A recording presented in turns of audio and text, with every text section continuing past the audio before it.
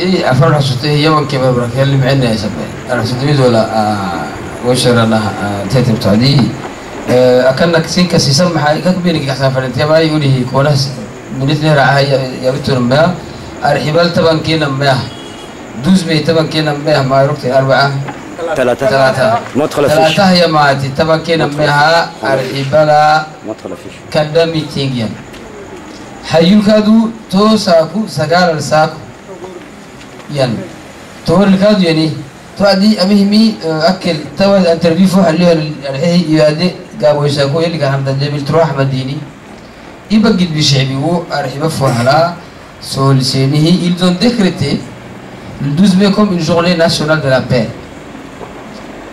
Ils ont décrété, ils ont proposé, bon, ils ne sont pas dans le gouvernement pour le faire, mais on va le faire, Inch'Allah, si un jour on arrive aux commandes de ce pays. Toi, le 12 mai, مهم بكتنا لكن لا نقف عندها ويشرنا أنه تو لم تو ولكن عتاه كذا سولو تاني تو سولو كو تو سولو تو يكيكلا أوي il y a une autre oui. Bonsoir. Une question d'une personne qui est en ligne.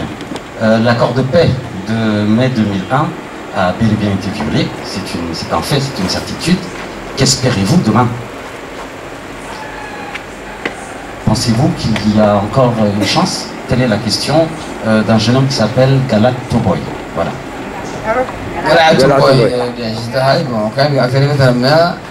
Voilà, la question est posée. Il n'y a pas de lumière. Moi je dis que il a été violé, pas aujourd'hui qu'il a été violé. Nous avons ici un état de lieu établi sur les colonnes de l'ARD en 2003. C'est-à-dire 2 ans, uniquement 2 ans après.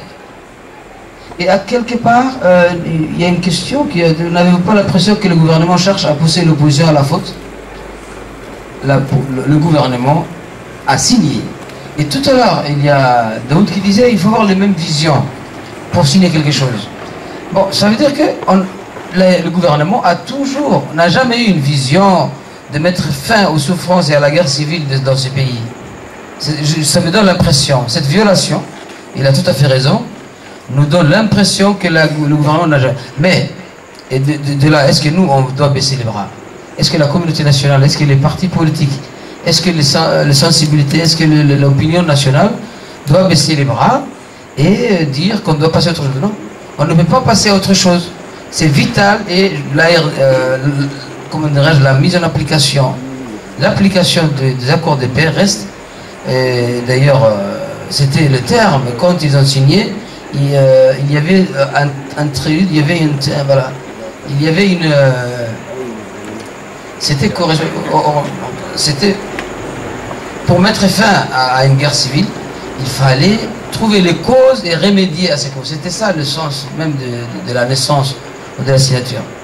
Donc l'ARD ne baissera pas les bras et il va continuer toujours à revendiquer. Ce n'est pas qu'on est là pour faire du folklore. Nous revendiquons. Et l'ARD, bon, à un moment, il y a une question qui a été posée au président de l'ARD, Ahmed Dini. Quelle est votre garantie? La garantie, c'est la communauté nationale.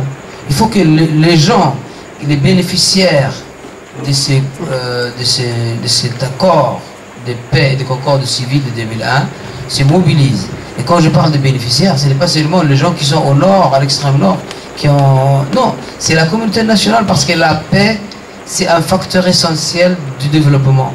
On ne peut pas penser au développement sans une paix durable et authentique. Donc, il n'y a pas une autre chose à passer demain. On va continuer à exiger, à revendiquer l'application de cet accord, je pense. S'il y a une autre question vas-y. Une autre question, quel autre moyen avez-vous pour exiger l'application de cet accord? De quels moyens disposez-vous? On connaît la non-volonté, la non-sincérité et le refus clair du gouvernement, de la partie gouvernementale. Voilà, c'est une autre question posée en ligne. Le nom de la personne? Oui.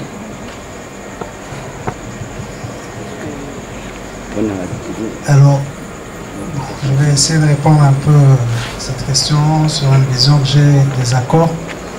Donc effectivement, il y a un accord qui avait été signé ce 12 mai 2001, sauf que il y a l'application de cet accord qui n'a pas été respectée. Donc sur beaucoup de points, et sur lequel en fait il n'y a pas eu non plus des gens qui ont défendu cette, on va dire, exigence qui devait se faire. Alors, juridiquement, si on part sur le volet de la justice, effectivement, il y a violation de l'accord, puisqu'il y a des articles, on va dire, des accords qui n'ont pas été appliqués sur le terrain. Donc maintenant, alors, si on doit revenir sur l'aspect économique, parce que c'est un peu le volet que je défends, c'est vrai que ça a des conséquences, on va dire, collatérales. Donc, ça veut dire qu'il y a des gens, effectivement, qui ont forcément été touchés par cette non-application donc des articles du contrat, de l'accord. Voilà. Donc, effectivement, quels moyens nous avons? Ben, nous avons les moyens électoraux qui peut être, on va dire, nous, on veut légaliser déjà tous nos actes à travers un parti politique qu'on a et qui est l'ARD. C'est-à-dire qu'on va appliquer, on va dire, on va suivre le chemin légal que nous, on va dire, met en place le gouvernement, le ministère de l'Intérieur, pour pouvoir effectivement parler de cet accord et puis approfondir, on va dire, les sujets sur lesquels on n'a pas insisté. Bon, voilà. Je vais donner la parole au président pour nous donner peut-être l'aspect politique de cet accord. Ce sera plutôt l'aspect analyse politique. Quand on signe un accord de paix, ce n'est pas un contrat de confiance, comme dirait Darty. C'est que chaque acteur a un intérêt à respecter ou à ne pas respecter les clauses de l'accord. Maintenant, la partie signataire, qu'est-ce que nous avons perdu à l'époque? Nous avons brûlé nos armes. Donc nous n'avions plus de moyens de pression sur le régime. La seule chose sur laquelle on pouvait compter, c'était seulement la volonté du régime de régler le problème de citoyenneté qui a abouti à ce conflit, et également montrer à la communauté internationale la nécessité de régler ce conflit pour qu'il y ait une stabilité dans le pays. Stabilité sans laquelle les bases militaires ne peuvent pas s'installer au pays. Maintenant, pourquoi le régime peut aujourd'hui appliquer cet accord? C'est qu'il y a un contexte régional qui a changé. Même si nous avons opté pour l'action pacifique, la preuve c'est que le régime lui-même reconnaît qu'il y a de plus en plus de gens qui prennent les armes pour revendiquer leurs droits. Par exemple, il y a un nouveau port qui est en construction à Tadjoura et il est question de ne pas faire travailler des originaires de Tadjoura dans ce port. Donc imaginez que les chômeurs de Tadjoura ne vont pas regarder passivement d'autres qui viennent de Djibouti, qui soient forts ou somalis, pas de problème, mais qui ne sont pas de leur région, travailler à leur place chez eux. Donc on ne peut pas initier des projets de développement sans impliquer les populations de cette région.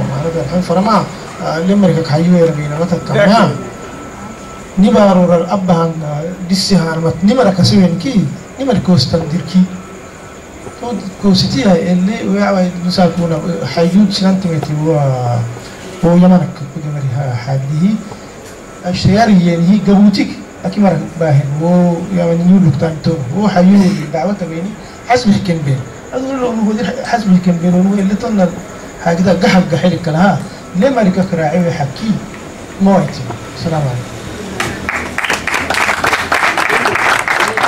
Je vais citer le président Ahmed Dine Ahmed, parce que la question a été posée en 2003, figurez-vous, hein. Je lis mot pour mot. quelles garanties vous sont offertes concernant ces aspects?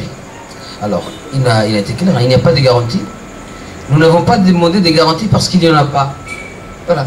Et d'ailleurs, à la fin, il conclut en disant combien de promesses verbales sont portées là. La seule garantie, c'est la continuité, l'équilibre politique, le rapport de force et la lutte sans relâche. Nous sommes décidés à exercer ces garanties. Alors, le président l'a dit, les causes de la guerre civile, c'est l'ignorance de ces causes. Donc ça veut dire que peut-être tu vas t'estimer malin et tu vas tromper quelqu'un parce que tu as fait un accord avec lui, mais cette victime-là que tu penses avoir à terrasser, ben, il va reprendre. Comme disait tout à l'heure, il y aura toujours des guerrieros ou des rebelles tant qu'il y aura des bonnes revendications. Donc, le gouvernement, c'est l'intérêt, la garantie, c'est l'intérêt du gouvernement, c'est l'intérêt et la stabilité de ce pays. Donc, ce pays n'aura pas de stabilité, n'aura pas de sécurité, tant que ces accords ne seront pas appliqués. Si ce n'est pas nous qui les revendiquons, ce seront les générations suivantes, et à chaque fois, s'il y a des contestations, c'est sur la nationalité, c'est sur l'équilibre, c'est sur la répartition équitable de la richesse, etc. Et si je me permettais de répéter, de reprendre le terme du président de la République, qui a été le promoteur de cette, le co-signataire de ce traité, de cet accord, en l'occurrence, monsieur le président de la République, monsieur Ismaël Marguerite, il avait dit, plus jamais ça. C'est ça, je ne sais pas si vous vous rappelez, dans son discours, il avait employé ce terme qu'à l'époque, dans les années 40, je ne sais pas, c'est De Gaulle qui... Plus jamais ça. Eh bien, c'est plus jamais ça, pour qu'il n'y ait plus jamais ça, la seule garantie, ce n'est pas l'accord qui a besoin de garantie, c'est la continuité qui a besoin de cet accord comme garantie pour sa stabilité. Voilà. Donc, je ne sais pas si j'ai répondu à ça.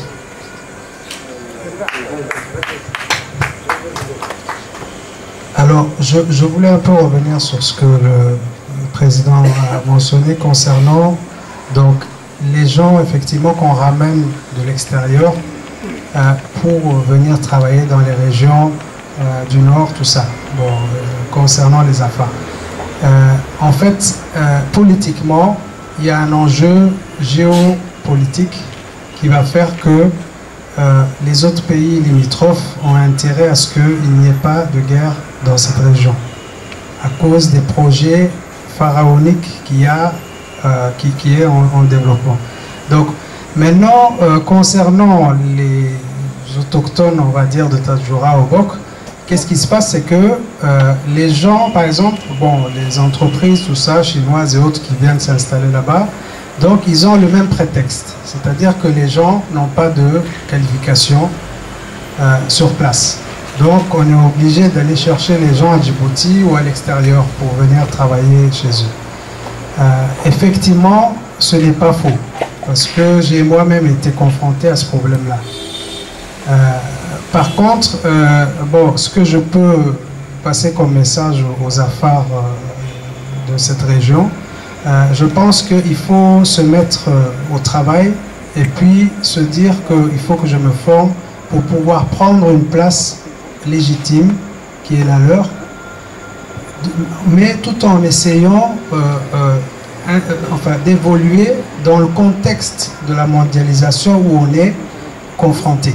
Donc c'est très important ce que je dis, parce que je pense que nous les affaires, on a une idée de la communauté qui est très spéciale à nous. On n'a pas cette idée capitaliste que peuvent avoir d'autres, on va dire, ethnies.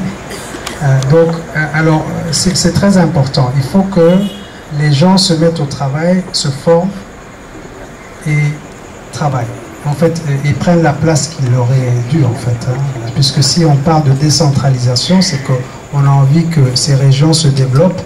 Et moi, je dirais, pour aller plus loin, il faut qu'il y ait des liens économiques entre les régions pour qu'il y ait des échanges culturels, socio-économiques et autres, pour qu'on puisse, une fois pour toutes, dire dans ce pays-là qu'on parle d'une seule voix. Afar, Somalie, Arabe, bon. Donc si tu mentionnes ça, c'est que tu es en retard sur le temps. Parce que maintenant, les gens, on est connecté avec un Chinois en temps réel avec Internet. Donc on est dans la mondialisation, on n'est plus seul en ce moment. Donc c'est pour ça qu'il faut profiter de l'élan qu'il y a au niveau économique dans ce pays. Donc, et justement politiquement, bon, il y a des gens qui sont là comme d'autres gens qui peuvent apporter la solution politique à des affaires comme ça. Voilà. Merci. En parlant de décentralisation, il y a un aspect essentiel qu'il ne faut pas oublier, c'est que la décentralisation concerne également la ville de Djibouti. La ville de Djibouti doit avoir un statut spécial parce que la majorité de la population habite ici et il y a des problèmes spécifiques. Et il était question d'abord de doter la ville de Djibouti d'un budget conséquent. C'est-à-dire que le budget de fonctionnement de la ville de Djibouti ne devait pas être les ordures ménagères. Et quand c'est pas seulement un problème pour les arrêtés, ne combat pas seulement pour les affaires. Quand il y a des problèmes sanitaires dans un quartier comme Stelel ou en Bouli ou dans le Bala, toutes les communautés sont touchées d'une façon, de la même manière. Toutes les communautés nationales à Djibouti souffrent de la mauvaise gouvernance. Et ici, le RAB a eu l'impression à l'époque, en 2012-2011, d'avoir battu l'UMP. C'est qu'en fait, il y a un vrai besoin de changement parce que toute la population djiboutienne veut du changement et est fatiguée de la corruption, du tribalisme, du favoritisme. Voilà. On va venir à terme de ce débat. Maintenant, on va donner la parole, on va laisser Mohamed dire des mots et puis après on va... Une dernière question.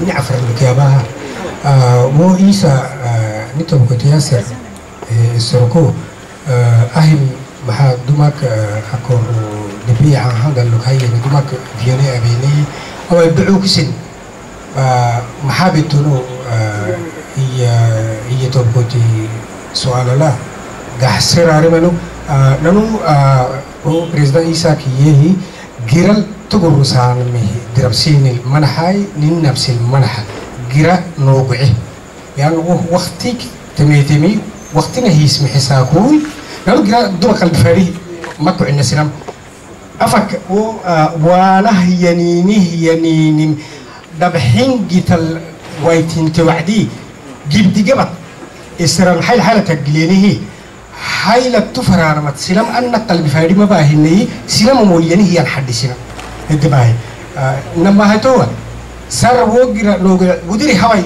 ويسر كودري لبدي يتيتها وعدي كحوا عمل المي وتيت ودري ما ندوري أكل اللي تكاك اللي كلام إني يعني كنيهم وهنتا هيك تيا مبنى هذول نتيلو أيردك يبكو الحمد لله أساكو نحن مسؤولة المرأة أيرد نحن ما هنرجع فردين تبع أيردك يلكو أبادو هدلا كريديبليك تنبرتي الشرف لي وما تسجل ضد كنني نحن نارجع فردين أيرد تبكو أكور دبي طبعا كنا مدي مهين يدبوك جروسا نحرسيد أبل واه جروسا سر درد مينوريتة جروسا سر بولا اللي نانهم حكي ويا هاي تملكها حكي وانا مهتلم دوك اسم يلاك اسم رتيا دينمي تهنا نهاي كك توبك تياي نحرت تتكهنا بدوي عيبك كدي مو مكيني مسبته فاهم على حدا جوا يا تمام مع حالات عامو كيامي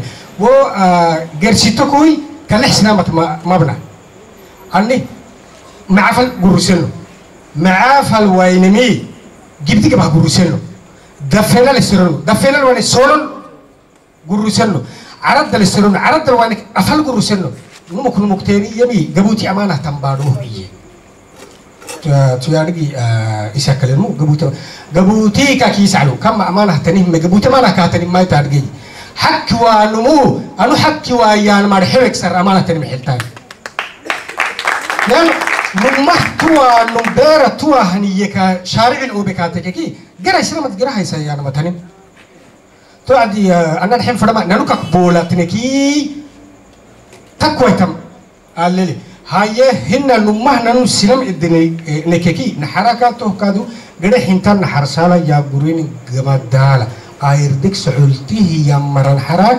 ummat tugeysi sana ummat tulgeysi sana ummat yaskatteni mitya netta سراي وسر محنك تيسلبها أماتله أو تاني الحمد لله مجمري ينقليه سينامك دبت عبرك سجيم أحر مجمري تتعالجو تنقليه مجنت توعدي أنا الحين فرما توا جربوك جدي أنا مثلا هي تبعوا لله سياسة جيبتي قبل كاكيا يعني مهتيتني وسك الله هي كات مبناي كاك بوكسر نرحيه قد جا